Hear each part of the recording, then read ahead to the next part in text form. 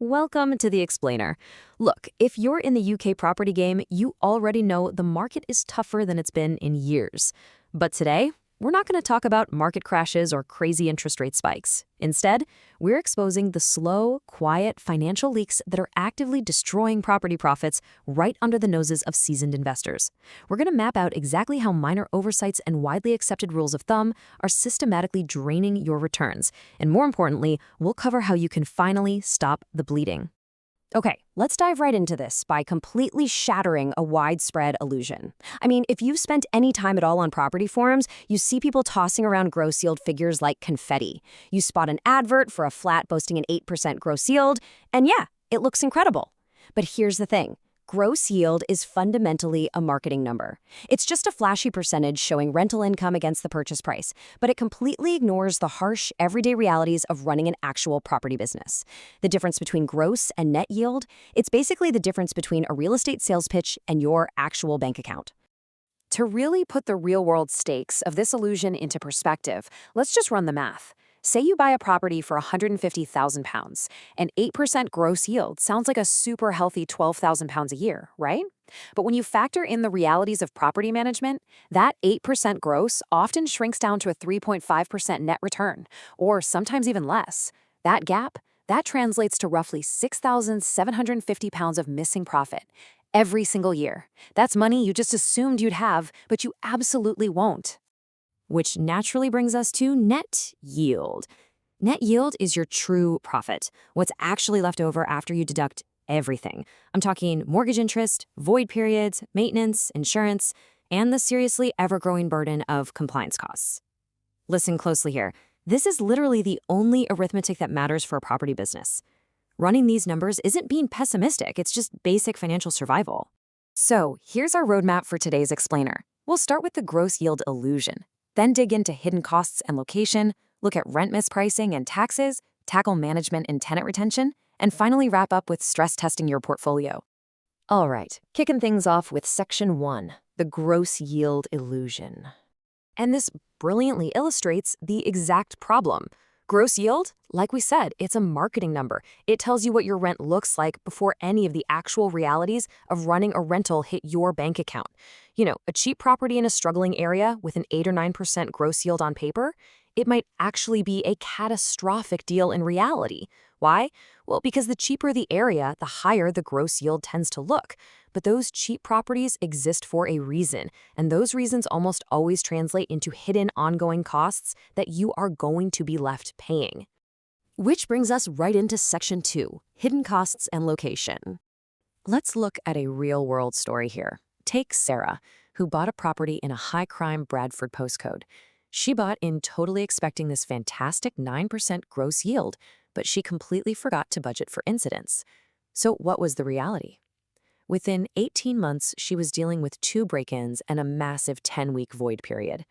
Because of the local crime rate, her insurance premium basically skyrocketed from £280 to £680 a year. Her actual net yield plummeted to just 3.1%. If she had made that same investment in a slightly more expensive, lower crime postcode just 3 miles away, she would have netted closer to 5%. So yeah, location completely dictates your hidden costs. But hey, crime isn't the only hidden cost out there. The reality of keeping up with compliance is just the steady, relentless drip of expenses. Think about it.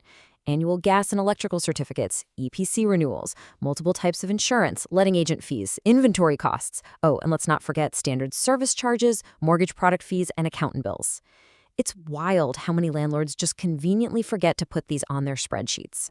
When you actually sit down and add up that steady drip, these hidden running costs typically amount to anywhere between £2,500 to £4,500 annually. And that's on top of your mortgage.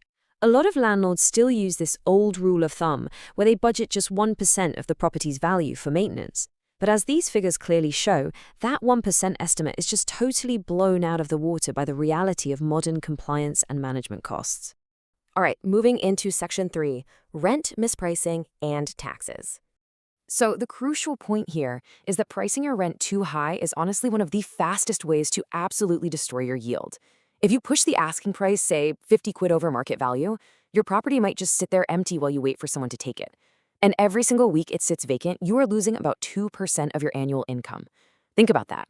A 6-week void completely wipes out any gain you ever would have made from charging that extra £50 a month for the entire year. Greed at the listing stage is a huge, huge leap. And oh boy, then we have the tax landscape.